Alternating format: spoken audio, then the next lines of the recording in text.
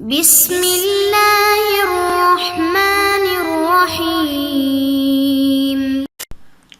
بسم اللہ الرحمن الرحیم۔ السلام علیکم ورحمۃ اللہ وبرکاتہ۔ سبق نمبر 55 ہے اور آج ہم کلیہ سمت قبلہ بذریعہ سایہ اس کو سیکھتے ہیں کہ سائے کے ذریعے سے ہم جو سمت قبلہ متعین کرتے ہیں سورج کے سائے کی مدد سے، تو اس کے لیے کچھ ہر دن میں تقریباً 3 اوقات ایسے آتے ہیں کہ جس میں سورج ہمارے صبح کے وقت ہمارے خط قبلہ پہ آئے گا، اور دوپہر کے وقت ہماری صف پہ آئے گا، اور شام کے وقت ہمارے مغرب کی طرف سے خط قبلہ پہ آئے گا۔ یعنی کبھی کبھار یا بڑے دن ہوں تو یہ تینوں ہمیں اوقات مل جاتے ہیں،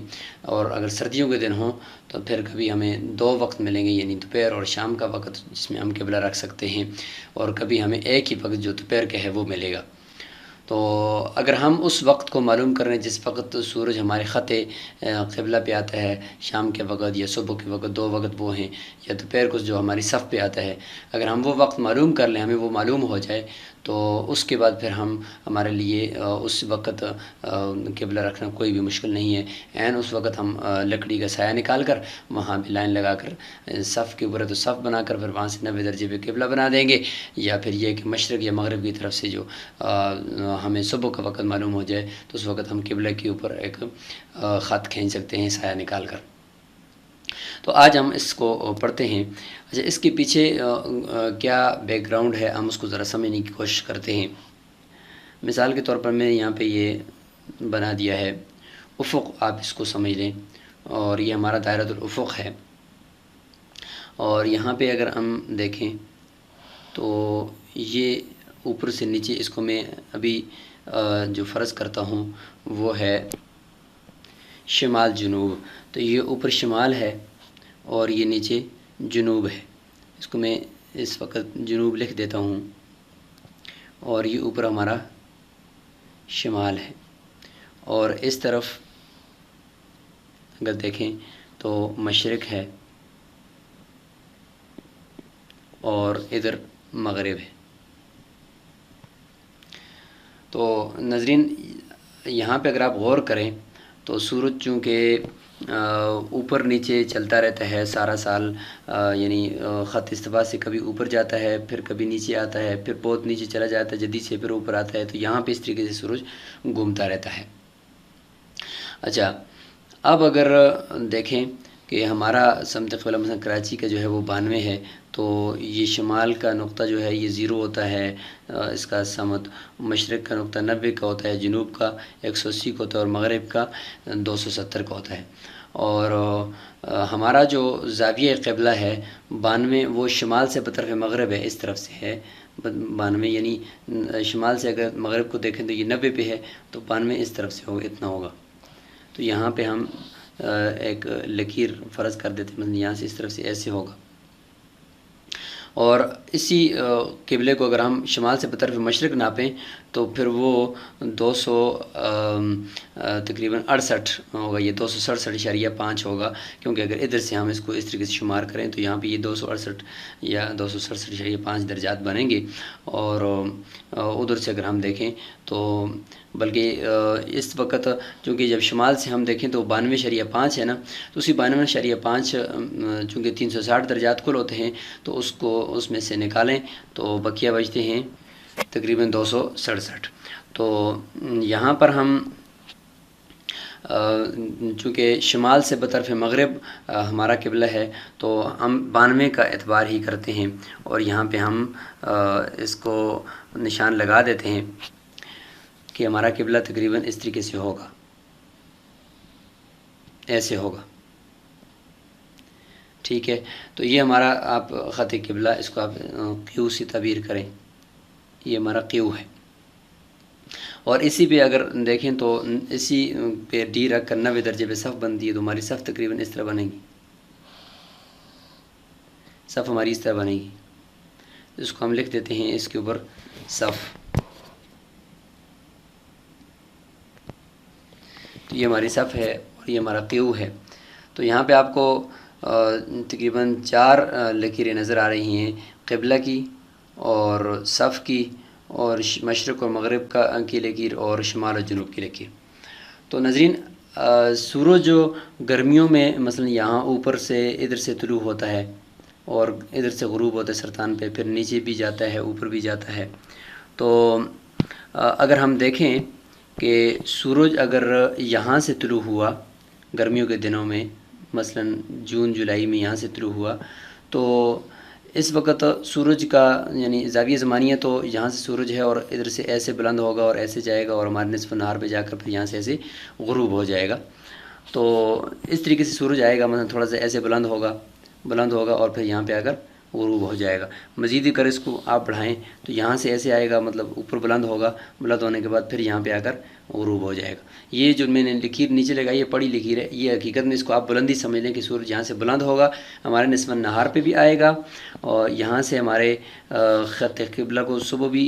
ٹچ کرے گا اور یہاں پہ ہماری صف کو بھی ٹچ کرے گا اور یہاں پہ ہمارے پھر شام کے وقت بھی خط قبلہ کو ٹچ کرے گا۔ تو یہ 3 اوقات ہمیں گرمیوں کے دنوں میں مل جاتے ہیں، کیونکہ سورج جب طلوع ہوتا ہے تو ان سب کے اوپر سے جب گزرتا ہے تو اس میں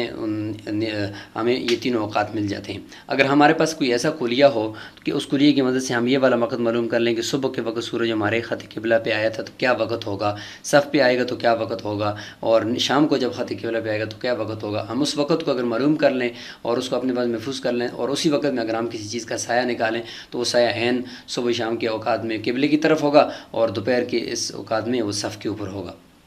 تو ہم معلوم کر سکتے ہیں اپنا قبلہ اس طریقے سے۔ اچھا، اور کبھی آپ دیکھیں تو سردیوں کے دنوں میں سورج بالکل وہ کافی نیچے سے جا کر طلوع ہوتا ہے اور بہت نیچے سے جا کر غروب ہو جاتا ہے۔ مثال کے طور پر سردیوں میں خط استوا سے نیچے ہوتا ہے تو یہاں سے سورج طلوع ہوگا۔ تو اب آپ اندازہ لگائیں، اگر یہاں سے سورج طلوع ہوا تو ہمارا خط قبلہ تو یہ اوپر جا رہا ہے نا مشرق کی طرف سے، تو ہمارے خط قبلے پہ وہ آئے گا ہی نہیں، بلکہ یہیں سے طلوع ہوگا اور یہیں پہ جا کر ایسے چلا جائے گا اور یہاں پہ آ کر غروب ہو جائے گا، ادھر آ کر غروب ہو جائے گا۔ تو ہماری صف پہ اور شام کے وقت میں، ان 2 وقتوں میں تو ہمارے خط قبلہ پہ آئے گا اور شام کے وقت اور دوپہر کے وقت ہماری صف پہ تو آئے گا، لیکن صبح کے وقت وہ ہماری صف پہ نہیں ہوگا، اس لیے صبح کا وقت ہم یہاں پہ نہیں معلوم کر سکیں گے کہ بھئی صبح کے وقت ہماری چونکہ آتا ہی نہیں ہے، وہ بالکل نیچے سے طلوع ہوا ہے اور ادھر جا کر نیچے سے غروب ہو گیا ہے۔ اور کبھی ایسا بھی ہوگا کہ صرف صف ہمیں مل سکے گی اور کچھ چیز بھی نہیں مل سکے گی۔ مثلا سورج یہاں سے بالکل نیچے جدی کے اوپر دسمبر کے جو دن ہوتے ہیں وہاں سے مثلا طلوع ہوا اور ہماری صف پہ آیا اور یہاں سے آ کر غروب ہو گیا، یہاں پہ آ کر غروب ہو گیا، تو اب دیکھیں نہ ہمارے صبح خط قبلہ پہ آیا ہے نہ شام کو آ سکتا ہے، بلکہ اس سے پہلے ہی سردیوں میں گیا، لیکن صف کے اوپر البتہ ضرور آیا ہے۔ تو خلاصہ یہ نکلا کہ سال میں جو دن ہیں ان تمام دنوں میں کبھی تو 3 اوقات ہمیں میسر ہوں گے قبلہ رکھنے کے لیے، کبھی 2 اوقات میسر ہوں گے، لیکن کبھی ایک وقت صرف صف کا ہم متعین کر سکیں گے اور نہیں کر سکیں گے۔ تو آئیے ہم اگر اس کلیات کو معلوم کریں اور ان کی مدد سے ہم دیکھیں کہ صبح کے وقت کون سا وقت ہوگا کہ جس میں ہم قبلہ رکھ سکتے ہیں، یا آیا صبح کا وقت ہے یا نہیں ہے، تو اس کا پتہ کیسے چلے گا؟ اس کا پتہ یہ چلے گا، اس طریقے سے چلے گا کہ یہ جو قوس بن رہی ہے، مثال کے طور پر ہم نے فرض کیا تھا کہ گرمیوں کے دنوں میں سورج جو ہے وہ یہاں سے طلوع ہوتا ہے سورج، تو یہ تو ایک تو اس کی قوس یہاں سے بن رہی ہے جس کو ہم زاویہ زمانیہ کہتے ہیں، نصف النہار اور اس کے درمیان جو قوس بنتی ہے دائرۃ المدار کے اوپر، اور دوسری قوس جب سورج ہمارے اس خط قبلہ کے اوپر آئے گا تھوڑی دیر کے بعد، یہاں پہ آئے گا جب، اور وہ اس طریقے سے نہیں آئے گا کہ یہاں سے نیچے جائے گا، بلکہ سورج یہاں سے ایسے بلند ہوتا جائے گا اور ہمارے خط قبلہ پہ ایسے آئے گا اور ایسے آ کر پھر یہاں سے آ کر جا کر غروب ہو جائے گا۔ تو جب یہ ہمارے خط قبلہ پہ آئے گا، یہاں پہ آئے گا، تو اس وقت اس کی جو قوس ہے، اس کی اور نصف النہار کے درمیان کی جو قوس ہے، یہ قوس جو ہے وہ کم ہونی چاہیے اوپر والی قوس سے، یعنی طلوع و غروب والی جو قوس زاویہ زمانیہ ہاور اینگل ہے نا، اس سے یہ نیچے والی جو قوس ہے یہ کم ہوگی تو تب جا کر ہم صبح کا وقت معلوم کر سکیں گے۔ اگر یہ اوپر والی کوس جو ہے وہ زیادہ ہو اور نیچے والی کم ہو یعنی قبلے والی، تو پھر ظاہر ہے کہ اس کا مطلب یہ ہے کہ سورج یہاں سے طلوع ہوا اور یہاں سے جا کر غروب ہو گیا، اور اوپر والی جو ہے وہ کوس ابھی بہت زیادہ ہے۔ تو یہ بات یاد رکھیں کہ یعنی خط قبلہ سے اوپر اس جگہ سے اگر سورج طلوع ہوگا تو تب ہم صبح کا وقت معلوم کر سکیں گے، اور اس میں اسی وقت ہو سکتا ہے کہ جب یہ اس کی زاویہ زمانیہ والی جو قوس ہے وہ کم ہونی چاہیے اور نیچے والی جو قوس ہے وہ زیادہ ہونی چاہیے، تب جا کر ایسا ہوگا۔ لہٰذا ابھی ہم جو کلیے کے ذریعے سے معلوم کریں گے، پہلے ایک کلیہ معلوم کریں گے، اس کو ہم سی میں محفوظ کریں گے، اور اس کے بعد دوسرا کلیہ ہم معلوم کریں گے، اس کو ای میں محفوظ کریں گے، اور سی مائنس ای کریں گے تو ہمیں یہ والا زاویہ ہمیں مل جائے گا، یہ والی کوس ہمیں مل جائے گی کہ سورج جب ہمارے خط قبلہ پہ ہوتا ہے تو وہ اس کے اور نصف النہار کے درمیان کتنی زاویہ بنتا ہے۔ تو جب وہ زاویہ ہمیں معلوم ہو جائے گا، ہم دیکھیں گے کہ یہ زاویہ کم ہے، طلوع و غروب کی جو زاویہ ہے، زاویہ ہاور اینگل، زاویہ زمانیہ، اس سے اگر کم ہے تو جواب ہمارا ٹھیک ہوگا اور مثبت میں ہوگا، تو ہم اس کو